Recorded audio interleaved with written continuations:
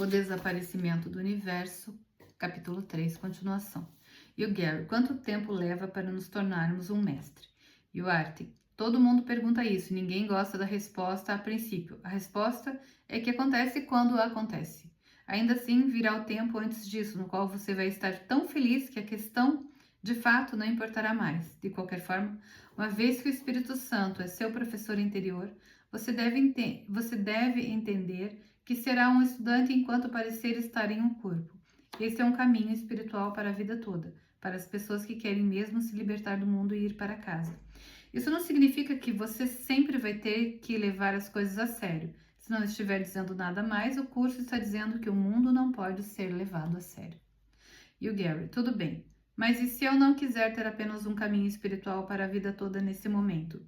E se eu quiser me envolver com outras coisas? O Artie, você pode ficar na fila do buffet espiritual o tempo que quiser. Obviamente, sua mente não pode ser treinada sem um pouco de boa vontade da sua parte. Isso está em suas mãos, mas lembre-se, você sempre quis saber como era aprender com J. E aqui está a sua chance. E o Gary, eu ia perguntar a você sobre as pessoas que estiveram envolvidas na transcrição do curso. Artie, não vamos entrar muito na história do curso. Você já leu um livro sobre isso, existem alguns outros. Você pode lê-los no seu próprio ritmo se estiver interessado. Para algumas pessoas, apenas o prefácio do curso vai lhes dizer tudo o que precisam saber sobre a história dele. Quais são suas impressões sobre tudo isso até agora? E o Gary, acho que é tudo muito interessante. Sei que a doutora Ellen Schuckman, a escriba que transcreveu o que a voz disse, e o Dr. Bill Thetford, que a encorajou a continuar, era uma dupla de psicólogos pesquisadores que trabalharam juntos na Big Apple e não conseguiam se dar bem um com o outro. Então, um dia, Bill disse que queria encontrar uma outra maneira de lidar com seu relacionamento. E o Artie, isso parece familiar? E o Gary, claro, como aconteceu comigo, a declaração de Bill representou uma decisão da parte da mente de encontrar algo melhor. E o Artie, muito bom, esse foi o convite para J ditar o curso, ou para você encontrá-lo. J não deu o curso apenas para Ellen e Bill, mas ele estava destinado tanto a eles quanto a qualquer pessoa que estivesse pronta para ouvir. Para Ellen, pareceu ter demorado uma eternidade até concluir o trabalho, e ainda que ela fosse a escriba, nunca teria terminado sem o apoio de Bill. Ele o datilografava depois enquanto ela o lia para ele a partir do seu caderno de taquigrafia. A propósito, não tente transformá-los em santos. Para repetir um ponto anterior, eles eram apenas pessoas como você. Mesmo que seu relacionamento tivesse melhorado, eles ainda tiveram momentos em que não podiam se dar bem até que se aposentaram. E Bill foi embora para a Califórnia. Eles eram humanos, mas estavam aprendendo. Gary, e também os outros membros originais da Fundação para a Paz Interior, aqueles que se juntaram a Ellen e Bill e tornaram o curso disponível para o mundo. Havia Ken Wapnick, que foi o próximo a entrar em cena e trabalhou com Ellen e Bill durante alguns anos antes de o curso ser publicado. Ele assumiu com Ellen o trabalho de organizar o curso em sessões com títulos de capítulos, usando a capitalização e pontuação corretas. E Judy Scott, que pegou o curso das mãos de Ellen, Bill e Ken e o passou para todos seus amigos e associados no campo do novo pensamento. Também havia Bob Scott, sobre quem não sei muito porque ele não falou sobre isso em seu livro.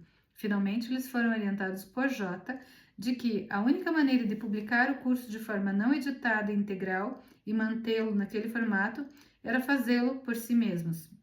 Presumo que essas pessoas estavam destinadas a serem um tipo de família espiritual cujo propósito real era praticar o perdão. E a Borchardt, você entendeu, como diz o curso, não existem acidentes na salvação.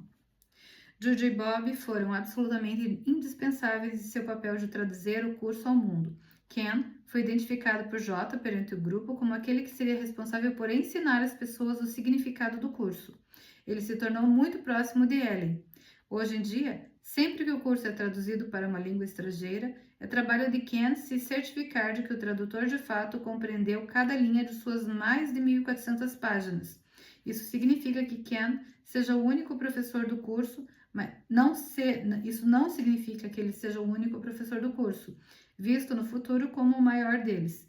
Ele é aquele a quem os estudantes e estudiosos ainda estarão lendo dentro de centenas, até mesmo de milhares de anos a partir de agora. E você, esperto estudante, terá a oportunidade de aprender diretamente com ele nesta vida se escolher fazê-lo.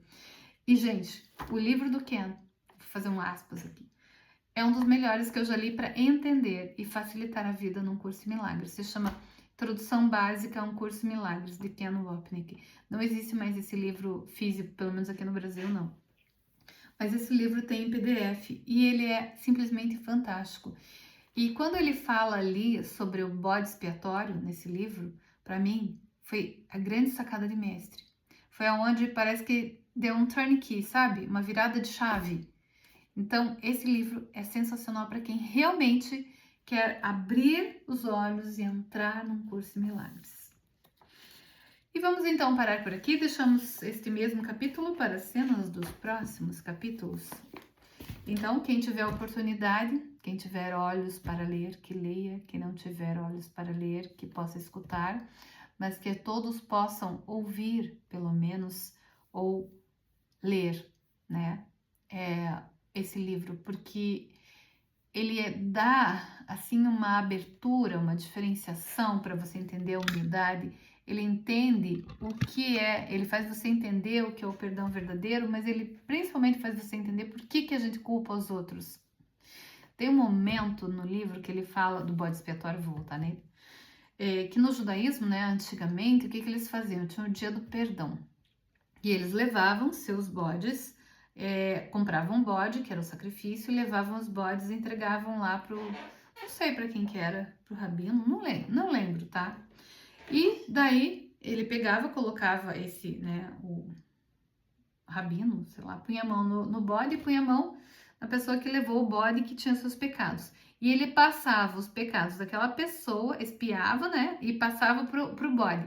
E o bode era sacrificado, ou seja, ele passava os pecados pro bode e o bode cortava a cabeça do bode e expiavam os pecados. Por isso, bode expiatório. E a gente faz isso o tempo todo. A gente só não corta a cabeça do outro, né? Mas a gente faz isso o tempo todo com as pessoas, com os outros.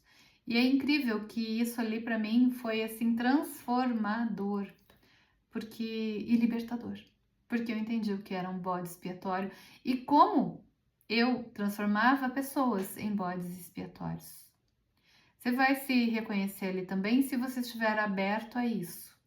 Então, leia o livro entregando para o Espírito Santo, para Deus, para Buda, para Shiva, para Krishna, para quem quiser, mas leia de coração aberto para que você possa realmente se transformar.